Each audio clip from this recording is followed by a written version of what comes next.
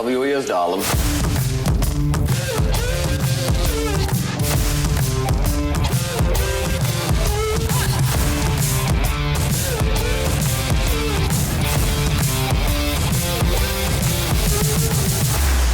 Would ye? Be the spring yard zone. I wish I could remember the music to that. Yeah, that was it. That was the music. Is that the one that was like Carnival Zone? No. No. The Saints go. No, that's Sonic 2. Sonic 3, the Carnival Zone was like a circus. Boom.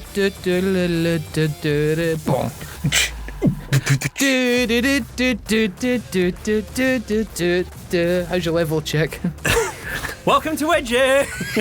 That wasn't really the start, was it? Well, it is now. Oh, tune in next week where we go for the Mushroom Hill Zone in Sonic and Knuckles. Oh, screw that, I was going to do Mario. Underworld theme, which I can't remember. I don't know Mario that well. I know that's it. I mean, how many times over the years have people made ballsy kind of, hey, I'm going to turn that into a song, Pop Pickers?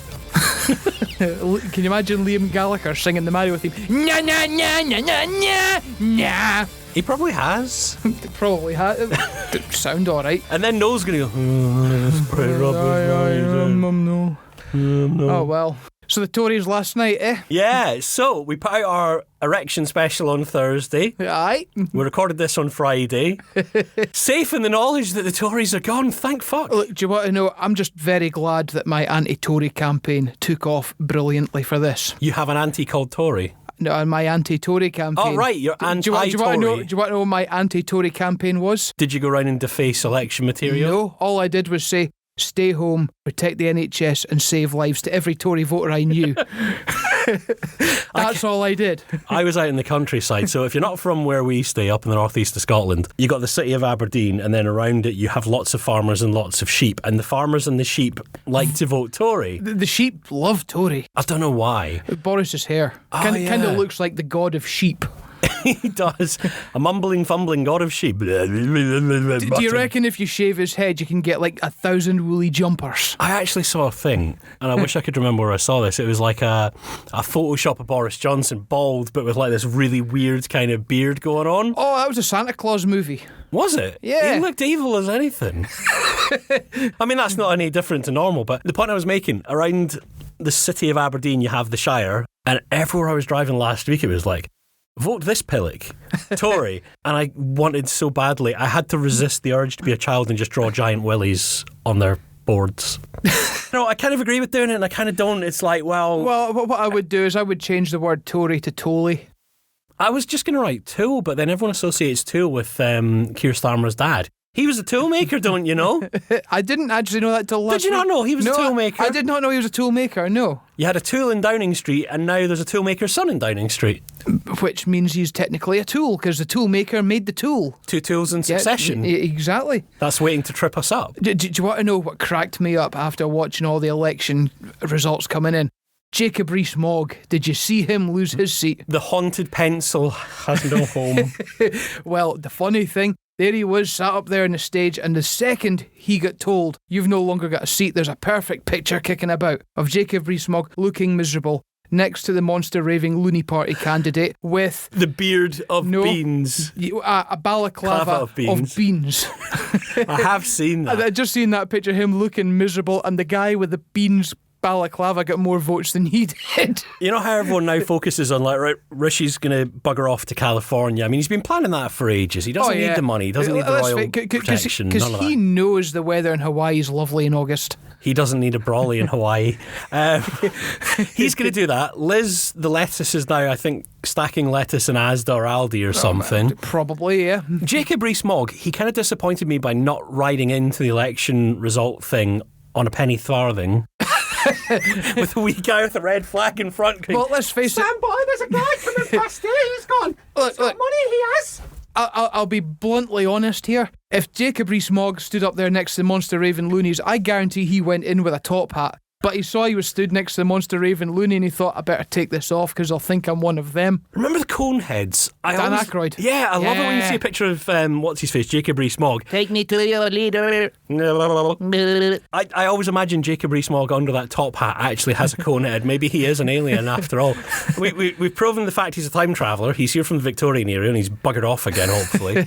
Maybe he's a conehead from the Victorian era. Maybe he's Doctor Who, but he's just really, really shit in real life. I mean, I don't think he has the charisma or the personality to be anything that fun. He's like the awkward uncle who turns up. If I'm 3,000 years old, I'm going to be an arky old bugger as well. He's like the uncle who turns up and goes, now then, Martin, don't you know it's the Sabbath? He's the guy that comes to your barbecue and says, don't light it indoors, you'll get yourself carbon monoxide poisoning. I don't think he knows what barbecues are. His idea of a barbecue is the manservant with a pig on a spit. And eventually it's like, Mr. I don't know why all these people speak like Cockneys. Mr. Mogg, would you like a bit of pork loin there, sir? No, Timothy. Are you sure there, Mr. Mogg? Because we got the pig on the spit. You ordered it. The pig in the spit to that guy is a prostitute that you get banged up with. Him and Boris sharing some skanky whore. Oh, God. Yes, right. Yes, take it all. I don't want to have the mental image of Jacob Reece Mogg getting jiggy with anything, but all of a sudden I now imagine him with a monocle and a big fancy gold watch going, well, it's been 30 seconds there, Margaret. I think we're done for the week. Well, this kind of brings us into the first ever widget under a Labour government. Yay! I'm not cheering the Labour because I think they're crap as well, but anything's better than Tory. Tories are gone. Yay! Would So, here's one for you. Go on then. For 20 million quid, This could be good. would you allow a Tory MP to teabag you in front of your parents? We've had this conversation before. Well, Not about teabagging in front of my parents. Well, maybe not, but we've kind of already just had this conversation of Jacob Reece Mogg and Boris Johnson having a three-way with a Manky Hoor. So if you were to be said Manky Hoor for 20 million quid, but you're doing nothing but just letting Boris just I dangle know the what, saggy balls into your mouth and you sort of cup them with your tongue and go, ooh, what a lovely tea party. That's what we need for this. And would you do that for 20 million quid? The point I was about to make is we need to get out of this universe of doing widgets where we can answer with one word. No. And you know why? Because you don't like Boris Johnson's bollocks. Apart from that, you never trust a Tory. Well, actually, do you want to know something? I would maybe seriously consider this. You know why? What, trusting a Tory or teabagging? Well, no, because none of them have got jobs anymore, have they?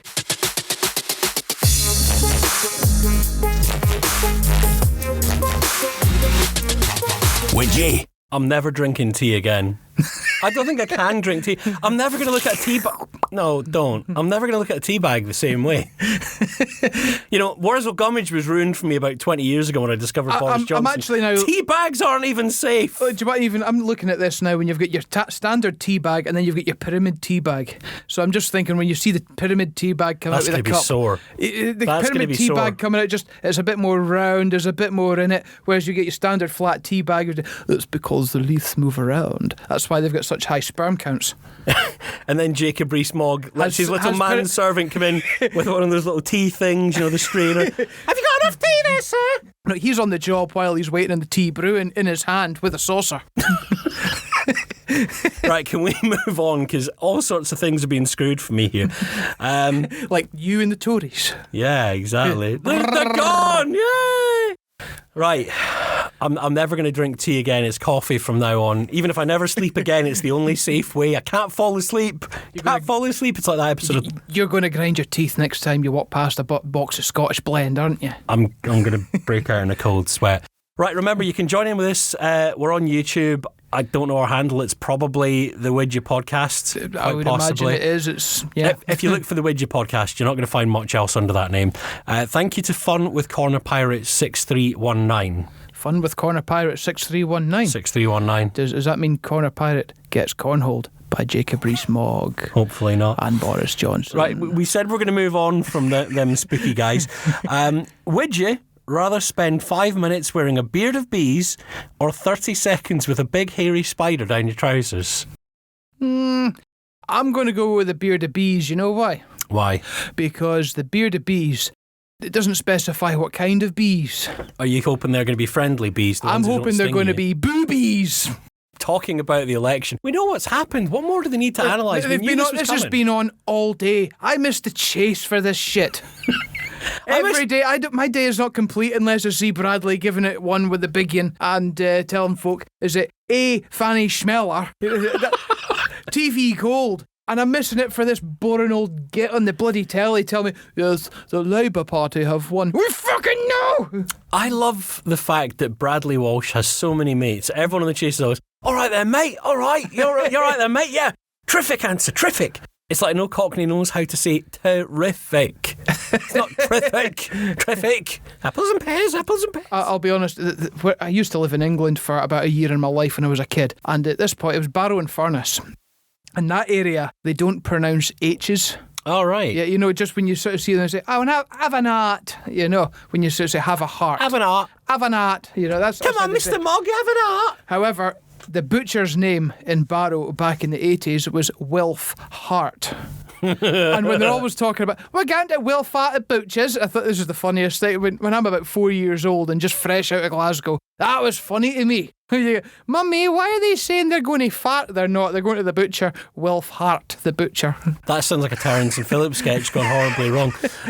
There was one thing I read, right, earlier on today. I think it was on the BBC News website. So bearing in mind, we're fresh off the back of the election results at this point in time. All the analysis is kind of going, right, so what did we do wrong? Was it the fact that Boris Johnson had parties while people had to stay isolated? Was it the fact that Rishi basically spread the summer wave of COVID? They can't work out what they did precisely that was the pinnacle of buggering it up. I can tell you what it is from my opinion. What's that? Like, Boris got voted in. Yeah. But then since then, in one term, we've had 3 prime ministers. And a lettuce. Well, and a lettuce. But the lettuce, Liz Truss and Dishy Rishi didn't face the public vote. This isn't Big Brother. This is an election. What I love is the fact that Boris kind of became like a used fridge salesperson. Look, it's got this great quality. Like, I can lock myself away. Never have to answer questions. There was a thing on the BBC website. This is what I was trying to get to, right? One of their, I don't know, maybe they're analysts or something. Maybe it's a politician. I can't actually remember. He said something. The truth is now with the Conservatives facing electoral Armageddon, it's going to be like a group of bald men arguing over a comb. This was them trying to work out quite where they buggered it up, quite where this all went wrong. I thought that line was kind of good. I was like, I'm going to keep that. I'm having that. Like a bunch of baldies fighting over a comb. It kind of reminds me of what Noel Gallagher said about his brother Liam. Do you remember that? No. No. In a world of soup, Liam is the man with a fork. Yeah. Yeah. So, on the subject again, we've not touched on reform yet. We haven't. Do we have to? Well, this I normally wouldn't, but this was actually kind of funny to me, really. Did you see Nigel Farage's speech live at 2:30 this afternoon? I was at work, and even if I hadn't been at work, I'd have been banging my head off a brick wall before I watched that frog-faced git. Well, there he was. He was supposed to come on live, but obviously the news were there, but they were just filling in time, whatever. But he eventually did come on. The lights came on, and he's made this massive celebration because he's got 4 seats out of 312 or however many we've got. But you know what I mean? It's no exactly a big feckin' majority. Well done. At your 8th attempt, by the way. Yeah, he's got 4 seats. Loser. So the whole room sat quiet as he just started speaking, and he said, back on the 3rd of June, and then a heckler got him. As you're a racist bastard, you're some Glaswegian guy, and he gets escorted out. And he started speaking again, and another one started. Seriously? Yeah. This happened 6 times.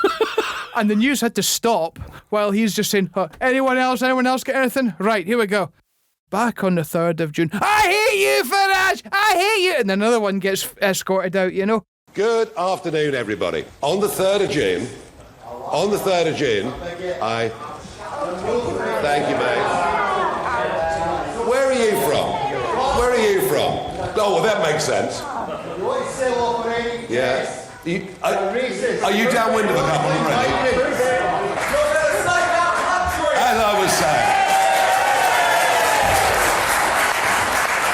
As I was saying, on the 3rd of June, Nigel, you're a racist. I decided that I would not.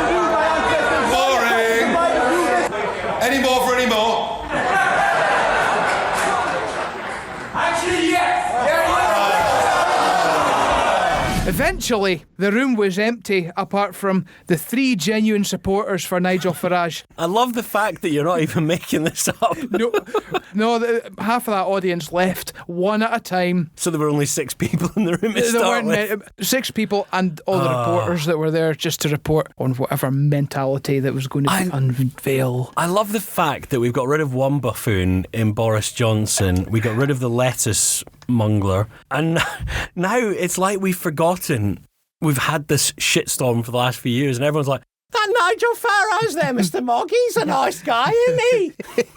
I don't know what it is about urchins and Jacob Reece Mogg. I don't know what it is with you in that Monty Python accent tonight. It's goes, so there you are, Brian. He's not the Messiah. He's a very naughty boy. Just to finish off this one, there has been something from America. We've talked about British politics all day. A 4th of July message from Joe Biden. The extraordinary President of the United States, Joe Biden!